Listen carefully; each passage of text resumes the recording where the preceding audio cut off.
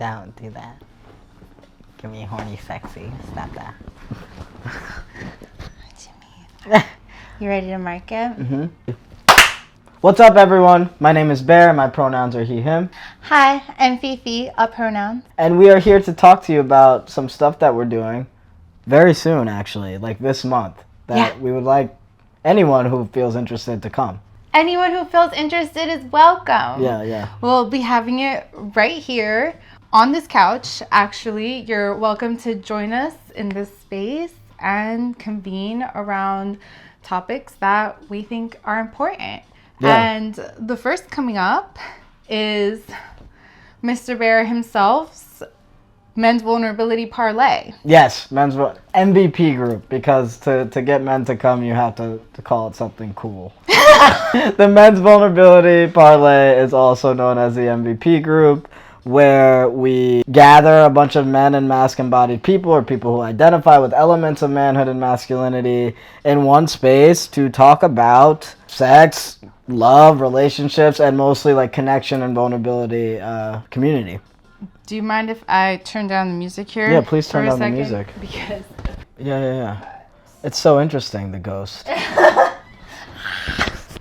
Your use of that line I'm just gonna keep doing it. Brilliant. Like, you really understand it, and because that show really speaks to me.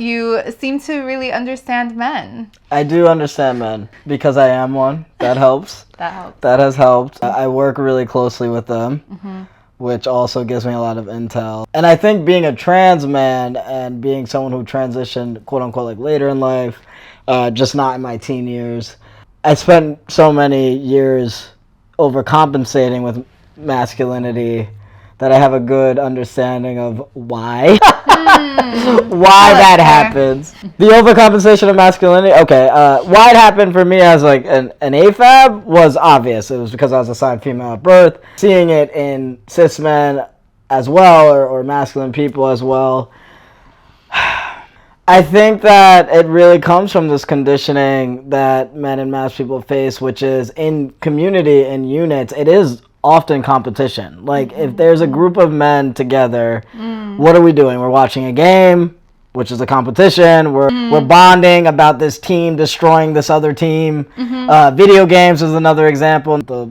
glorified military game. Call of Duty. It's just like yelling, and that is the bonding that happens, or that's what men are conditioned to do when it comes to bonding and connecting.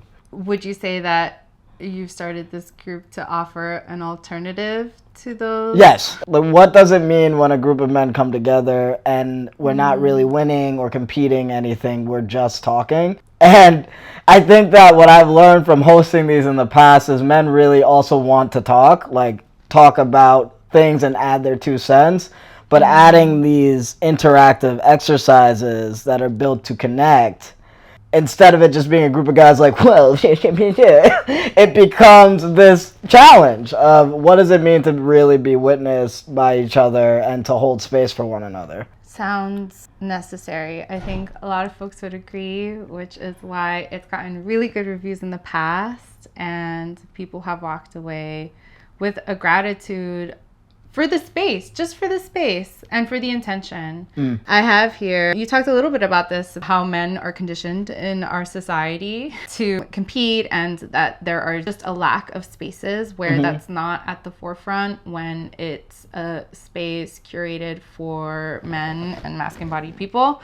And what you've learned from your own experience as a man, and as a man specifically navigating intimacy and vulnerability. Do you want to say more about that? Oh yeah. Obviously, being a man in intimate relationships with people of all genders, and also working with men specifically about intimacy, embodiment, and vulnerability, what I've learned from my work with men individually and from my own experiences is, so I'm an embodiment practitioner, so the whole body really does play a part in connection, and we follow the chakra alignments to help. We're both very spiritual. That's a culture I was raised under, but it also really does create a deeper understanding of the different parts of our bodies that are opened up and connecting to an experience or a person. And I find that most men come to me with this really open and this really open. But this whole part really kind of shut down. So from the throat down to even the sacral, I think the root in men is really awake. But I think the sacral and the actual genital that's attached to the sacral, whether it's my kind of dick or another kind of dick, there is still even a disconnect from the sacral, which the sacral holds like creativity and our emotions and a lot of like powerful points of connection. So I think that what I've noticed most and what the work becomes is helping men connect deeper to their entire full spectrum of a feeling or experience, as opposed to where we usually start. What happens in a session? They come with me with a solution already. And I'm like, what the fuck happened? Like, what are we solving? You know what I mean? You forgot to tell me that there was a feeling that we're leading with right now. So, and I obviously, I don't approach them like that unless I have rapport. Typically, it's like giving more space to the fact that a lot of men have brutalizing even experiences of talking about their feelings from a place of vulnerability. Most we just not taught that, which is kind of obvious in our community, but it is not as obvious as we think, because I also come across, even in my own talking about my feelings, already thinking I'm being vulnerable, but I'm already intellectualizing what's happening. I'm already like, well, I worked through it already and I figured it out. This is me being vulnerable because I'm being like calm, which is not the same as being vulnerable or naming everything that's happening for me. Yeah, referring to ancient knowledge as a roadmap can be really accessible if you think of it as just kind of a body map and a feelings map. I know that that's an exercise my therapist gave me is like literally bring it back to kindergarten. What are you feeling today? Where is it on the color chart? Can you find it and identify it in your body? So the chakra system, that in a color way, it really helps to kind of identify like, oh yeah, where is it in my body that I'm not able to access? Warmth. What does it feel like in my heart towards this person? Like, does it feel open or closed? What does it feel like in my gut right before I make a decision? Does it feel sure or does it feel uncertain? You know, spaces to talk about that. Spaces to talk about that and feel it. MVP is meant to be a space where there are talking points, but the bulk of the exercises of connection are to be in their bodies and to feel like what it feels like to express, to vocalize something, to talk about feelings that don't make sense, to talk about feelings that are really complicated as men, especially in sex positive spaces. And most of the talking is meant for really listening and receiving and also being witness, as opposed to problem solving together, which that's like all men are taught to do, like provide and problem solve quickly, you know, or the world will end. Yes, we are all recovering from the patriarchy. Yes, we are. So just thank you. And as a professional and a practitioner, what have you learned? And also, what do you see MVP group as able to do in contribution to what you've learned? What I've learned on like an intricate level, as I've worked with, men for like 3 years now, so much. But I think first, what I've learned with any client or any person who is wanting to kind of heal or move through conditioning, but also needs a space of compassion for the conditioning that happened. And most of what I've learned with working with clients, men or otherwise, is that there has to be a space for affirmation of how they got to a point that they're unhappy with, right? Like a lot of what men talk about is just feeling disconnected from their partners. That's what I get most of. Like, I don't feel in my body, I don't feel connected to my partner, the sex isn't good, like all these things that kind of speak to a disconnect. And if I jump right into like, well, you need to be accountable because you're a man, and like, this is a world where you've been conditioned and you have the power, like all of that, for one individual hearing that in a space who has familial trauma, who has probably experienced things that I don't know about, that they are working through, that's not going to actually land, right? That's not my job as a practitioner. It's not to approach them in that way. My job is to cultivate a sense of trust and safety so that they can feel comfortable to be vulnerable about the things that they might feel shame around, right? Like the mistakes and the ways that we like fall through on consent and like all of these kind of conversations have to have room in my space. So women and non-men don't have to do it. Or that's the role I've taken on, is the person who can hold both compassion and accountability from a professional and personal experience. And then MVP offers a space where, men like to listen to other men. That's just, it is the dynamic between men and non-men and women and femmes is one in which we're trying to heal. And if we're asking women and femmes and non-men to hold, both the violence that they've endured at the hands of men and also compassion, that's like a tall ask while other folks are trying to do their own healing. So that's what MVP is meant to do. It's to give that job to men, since we can't get enough of hearing ourselves talk anyway. Thank you for that, and for that intention, and for painting that picture for us about how healing is really able to happen, and how you're doing the work that a lot of coaches out there on the internet that I have seen are really running for the quick fix, like make your alpha. Make her squirt in 3 seconds. No, please, let's cleanse ourselves of that version of masculinity and make more room for the wholesome kind that I know lives within all of us. Thanks for opening our home out to... Y'all better behave. Yeah. Yo, so, I'm a Virgo. Do not press me. And I'm autistic. No, don't do it. It's going to be great because all these exercises will be with that all in mind, inclusivity in mind. So this is for the people who are looking for that and who are here locally. Right now, this group lives in NYC, but maybe it'll travel. Bring Bear to your city if you like. We have another donation-based community offering of the day right after, led by me, called, it's in our Conscious Intimacy series, focused on sober sex from a harm reductionist lens. And yeah. I can ask you some questions about that. Okay, we're about to talk about sober sex. Hey, Fifi. What's up, Bear? So we're still in the same outfit. We came up with these community offerings at the same time. Yes. You're leading Sober Sex, which is a part of our Conscious Intimacy series. And yeah, from your personal experience as someone, I know you well, so I know your journey with substances and what kind of inspired you to hold this workshop.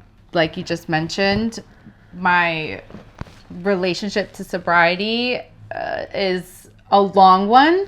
And one that I've been working on for, well over a decade. So that combination, I think it's just a relatable topic for a lot of people. A lot of folks have strange relationships with both of those things, sex and substances. So why not create a space to talk about that? The importance of being intentional about sober sex, or having, and no judgment, but why is it important to center sober sex sometimes in your life? Well, because you can't consent if you're intoxicated. Okay, that's a big one, just for safety. I think that's something that I take less for granted now than I think I have before with my own life. And this group is for people who really want to talk about their relationship to risk from a harm reductionist lens.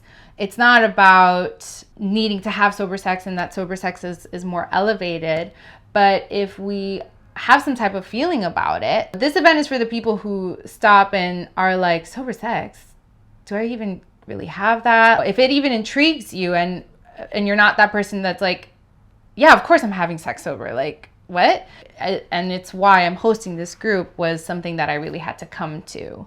It wasn't until I got to that point where I was like, all right, I'm going to intentionally be sober through this experience and try and achieve a point of ecstasy maybe that I would need substances to be able to achieve. And so I think that really elevated my experience of intimacy, because as a person in recovery, that intensity is something that I kind of need to function a little bit.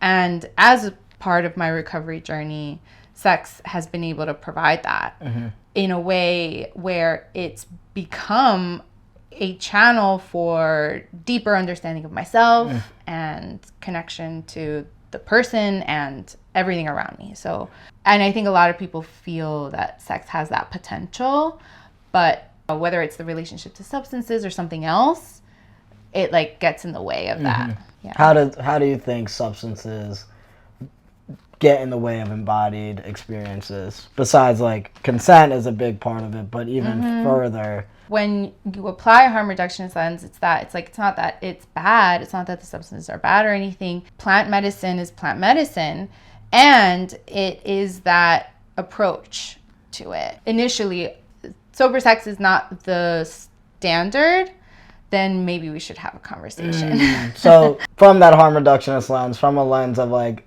having sex under the influence isn't necessarily inherently bad, but when the baseline and the standard is, and this is something I can relate to, right? As a queer man, as someone who started to engage with cis men, which was a very like nerve-wracking experience for me for a lot of reasons, I found myself every time I had like a one-off date or like I was like, I need to drink and to just like create less of a sense of fear or and this isn't victim blaming, but it is more of like getting more clear on my intentions and why I'm doing it. I was like, am I drinking because I want to relax a little? Am I drinking because I actually am really afraid of this experience and I maybe shouldn't even be doing it until I feel like I trust this person more? So I think when I created a baseline for hooking up with men was I need to have a couple of drinks before I do it. And I'm correcting that baseline as I'm talking about this, like literally in my last couple of weeks. So that's just a really good way to work with it. Like just ask yourself, what's your baseline? Like what is your routine before you play with someone? What has to happen before you get into it? And are substances involved? And it's absolutely a consciousness thing too. How conscious am I really in my intimacy? Because like not only does it make consent questionable, but like your own presence. And if you are someone who is trying to achieve a depth with sex that you wouldn't need substances or any aids to feel other than that intimacy, then opening yourself up to that possibility and going there with your own consciousness and whatever gets you to that place. And that's when we get to share tools and techniques like breath work and connection exercises. I was going to ask if you can, I know you're going to get into this more in the workshop, but what is your routine when substances aren't involved? How do you get into your body before a playful experience? I would say breath replaces drugs. I want to confidently say is the 100% replacement, because yes, that is how you can create those kind of psychoactive effects in the mind and the body. And I like to really visualize. So I'm bringing up visualizations because they just work really well. So breath combined with visualizations can be really effective as one example. So breath is a really powerful tool for you. It is. And there's so many different kinds of breaths. And I think part of the group will help with just hearing what works for folks, because every body is different. Every human body is different, and what works for one person might not necessarily work for somebody else. So it's also intended to be a group for sharing. I think for me it's humor. If I go in and me and the people or persons are already kind of like not taking ourselves too seriously, but taking the experience seriously, like as in like holding and you know, caring for each other, levity, I don't need substances to kind of like break through vulnerability. Like once there's an ability to laugh together or just like crack a joke, I know I can maybe like, I don't know, excuse myself to do something weird, like fart or... That's so like helpful. No, laughing definitely makes me wet. Right. Like that. Mad fast. That's true. I know it's true. Stop it. Stop. Alright, I'm done talking to these people. Yeah. We're excited to see y'all. We hope to see y'all. These are donation-based events. All proceeds will be going to mutual aid. So even if you don't show up, donate a little something. And if you care about what's happening in the world right now, and it has always been, please. Yeah. Thank you, and we'll see you soon. Bye.